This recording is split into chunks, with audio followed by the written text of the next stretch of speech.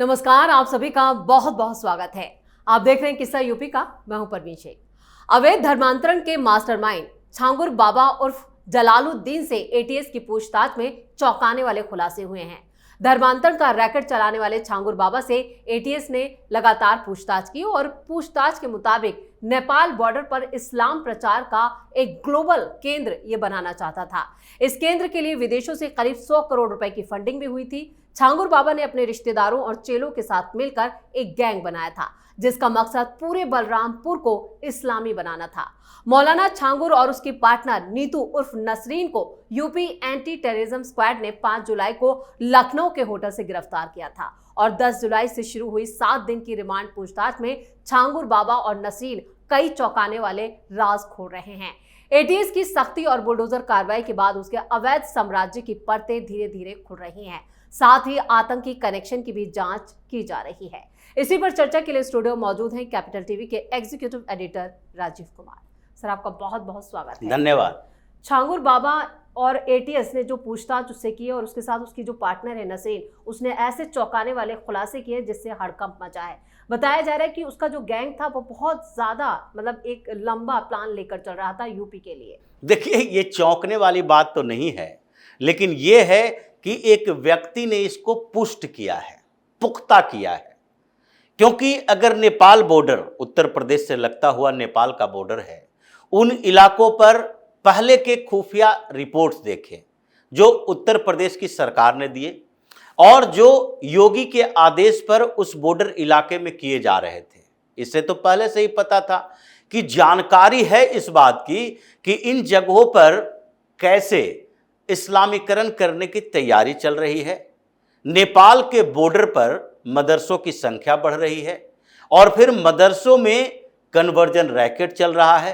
पैसे विदेशों से आ रहे हैं और उन पैसों का इस्तेमाल कन्वर्जन के साथ साथ टेरर फंडिंग के लिए किया जा रहा है। ये इस्लामिक हब बनाने की कोशिश की जा रही है ताकि नेपाल बॉर्डर से, भारत के उस रास्ते से अगर उत्तर प्रदेश में घुसना हो तो आसान हो जाए, क्योंकि बॉर्डर पर मुस्लिम बस्तियां रहेगी, बॉर्डर पर मदरसे रहेंगे, उसमें पाकिस्तान का एजेंट बैठ सकता है, रह सकता है, उसमें पढ़ाई करवाने के लिए आ सकता है और रजिस्टर्ड अपना नाम करवा सकता है, जैसा कि दूसरे खुफिया जानकारी मिली। जैसे ये तो योगी की अपनी, ये जो उत्तर प्रदेश सरकार की खुफिया एजेंसियां हैं उसने जानकारी दी थी, जिसके बाद योगी ने अपना काम शुरू किया था और उसमें कई मदरसों का ध्वस्तीकरण चला, मदरसों पर छापेमारी हुई, कई मस्जिदों में भी छापेमारी हुई और ये भी नेटवर्क तोड़ा गया कि कैसे वहां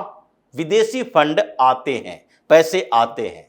लेकिन वो इस लेवल का नहीं था, उसका कनेक्शन दूसरे जगह से नहीं जुड़ रहा था। जैसा कि अभी कुछ दिन पहले भारत की खुफिया एजेंसियों ने एक जानकारी दी कि जो पाकिस्तान है उसने अपना मोडस ऑपरेंडी चेंज कर दिया है।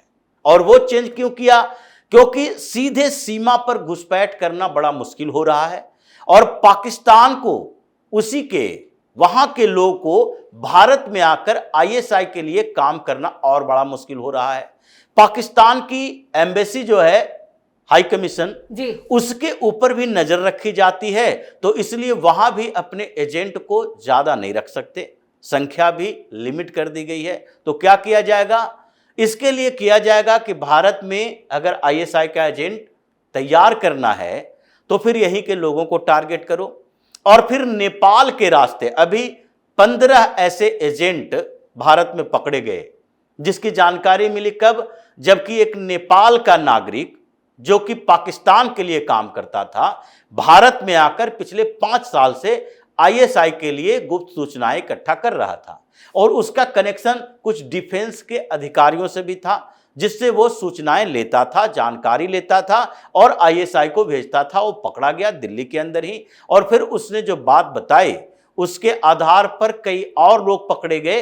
तो इस बीच ऑपरेशन सिंदूर के बाद से 15 पाकिस्तानी एजेंट जो भारत में काम कर रहा था, लेकिन पाकिस्तानी नहीं है, वो चाहे तो नेपाल का है या सेंट्रल एशिया के किसी देश का है या फिर भारत का है, उन लोगों को गिरफ्तार किया गया। तो ये पूरा का पूरा नेटवर्क जो है ये नेपाल के बॉर्डर पर वो तो योगी सरकार को इसकी जानकारी पहले से थी, लेकिन उस नेटवर्क में कौन कौन शामिल है ये धीरे धीरे पता चलता। तो उसमें एक नाम आया छांगुर बाबा का जी। ये छांगुर जो कि अपना इस्लामिक एजेंडा चला रहा था, तो इस्लामिक एजेंडा चलाते हुए इसको लगा कि जितने फंड आ रहे हैं, करोड़ों में फंड आ रहे हैं, ये 100 करोड़ की तो बात की जा रही है, ये 100 करोड़ 500 करोड़ भी हो सकता है। ईडी ने खुद पुष्टि की है, जो मनी ट्रेल सामने आया है वो बता रहा है कि ये संख्या जो बताया जा रहा है 100 करोड़ है, ये 100 करोड़ नहीं है, इसकी जो संख्या है और बढ़ सकती है। बिल्कुल बढ़ सकती है।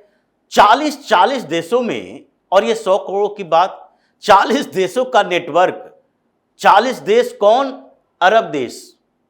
ये अरब के वो देश, खाड़ी देश जो कहे जाते हैं, जहां पर पेट्रो डॉलर चलता है, करेंसी भी महंगी है।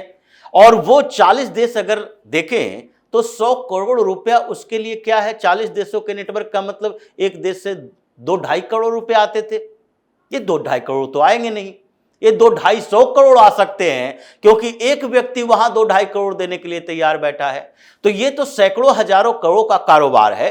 तो छांगुर को लगा कि ये धीरे धीरे बढ़ना चाहिए और बॉर्डर के इलाके में पाकिस्तान के एजेंडे को कामयाब करने के लिए वहां इस्लामिक हब बनाना चाहिए। और हब कैसे बनेगा? जब छांगुर जैसे लोग, जो कि बाबागिरी कर रहा है, झाड़ फूक भी करता है, और वैसे लोग जब अपना आश्रम बनाएगा, जैसे यहां पर कई आश्रम हैं, सैकड़ों एकड़ में आश्रम बना हुआ है, तो वैसे ही ये आश्रम बनाएगा अपना, और वहां पर लोगों का आवागमन होगा। वो इस्लामीकरण का एजेंडा है ही। जो जिन लोगों को उसके साथ गिरफ्तार किया गया वो भी तो सब हिंदू से मुसलमान बना हुआ है। उसको मुसलमान बनाया और उसके बाद उस रैकेट का हिस्सा बना दिया कि लो भाई, अब तो तुम मुसलमान हो गए तो दूसरे को भी मुसलमान बनाओ। तो वो बॉर्डर इलाके का इस्लामीकरण करो और उसके बाद वहां पर एक बड़ा हब बनाओ, और हब बनाने के बाद नेपाल के रास्ते भारत में आने वालों के लिए एक नया अपॉर्चुनिटी मिल जाएगा। जैसे बांग्लादेश का बॉर्डर है और पश्चिम बंगाल से लेकर असम तक, जिन जगहों पर बॉर्डर इलाके में मुस्लिम बस्तियां हैं, उन जगहों पर बांग्लादेश से आना जाना आसान होता है। वहां तो सुरंगें भी बनाई गई है। अभी भारत की तरफ से कार्रवाई की जा रही है और कुछ उदाहरण देखने को मिल रहे हैं कि कैसे ये टिड्डों की तरह है कि आप कहीं भी मोड़ दो वो एक ही दिशा में जाना चाहेगा। ये दिल्ली की एक किन्नर पकड़ी गई और उसको भेज दिया गया बांग्लादेश। बांग्लादेश भेजने के बाद 15 दिन के अंदर वो कैसे फिर बॉर्डर क्रॉस करके दिल्ली आ गई ये पता ही नहीं चला, क्योंकि दोबारा छापेमारी हो रही थी तो वही पकड़ी गई। अब उससे पूछा गया तो बताया कि भाई हम बांग्लादेश से फिर से भारत में आ गए और वहां दिल्ली आ गए।